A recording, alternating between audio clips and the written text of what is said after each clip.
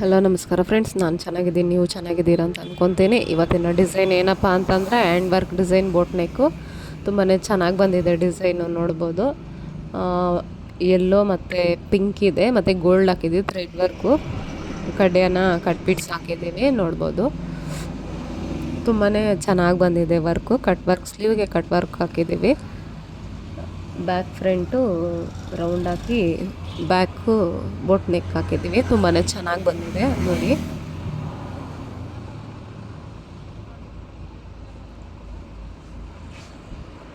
Colour combination ತುಂಬಾ ಚೆನ್ನಾಗಿದೆ. ಮತ್ತು ನೋಡಿ, ತುಂಬ ಚೆನ್ನಾಗಿ ಬಂದಿದೆ ಡಿಸೈನ್ ಬೋಟ್ ನೆಕ್ಕು.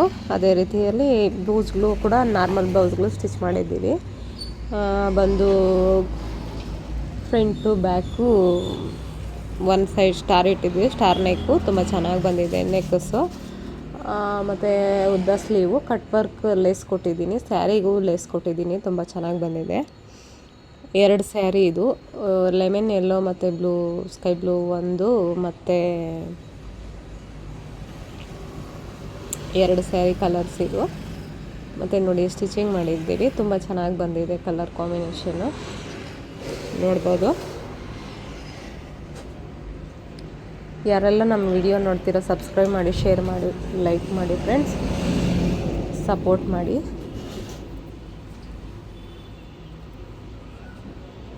ತುಂಬ ಜನ ನಮ್ಮ ವಿಡಿಯೋ ನೋಡ್ತಾ ಇದ್ದೀರಾ, ಸಪೋರ್ಟ್ ಮಾಡ್ತಾ ಇದ್ದೀರಾ. ಎಲ್ರಿಗೂ ಥ್ಯಾಂಕ್ ಯು ಸೋ ಮಚ್.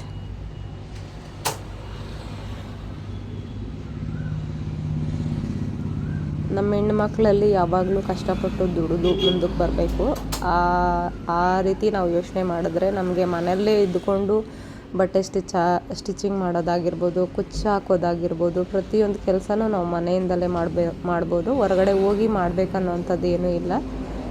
ನಾನು ಕೂಡ ನನ್ನ ಬಟ್ಟೆ ನಾನೇ ಸ್ಟಿಚ್ ಮಾಡ್ಕೊಬೇಕು ಅಂತ ಕಲ್ತಿದ್ದು. ಈಗ ನಾನು ಬೊಟಿಕ್ ಹಾಕ್ಕೊಂಡು ಸ್ಟಿಚ್ ಮಾಡ್ತಾಯಿದ್ದೀನಿ, ನೋಡ್ಬೋದು. ತುಂಬ ಚೆನ್ನಾಗಿ ವರ್ಕ್ ಎಲ್ಲ ಮಾಡಿ ಸ್ಟಿಚಿಂಗ್ ಆಗಿದೆ ನೋಡಿ. ಡಿಸೈನ್ ಹೇಗಿದೆ ಅಂತ ಕಮೆಂಟ್ ಮಾಡಿ. ನೋಡಿ, ಥ್ರೆಡ್ ವರ್ಕ್ ಡಿಸೈನು ತುಂಬಾ ಚೆನ್ನಾಗಿ ಬಂದಿದೆ. ಕಲರ್ ಕಾಂಬಿನೇಷನ್ನು ನಾನು ಏನು ಮಾತಾಡಬೇಕು ಅನ್ನೋದು ನನಗೆ ಗೊತ್ತಾಗ್ತಾ ಇಲ್ಲ.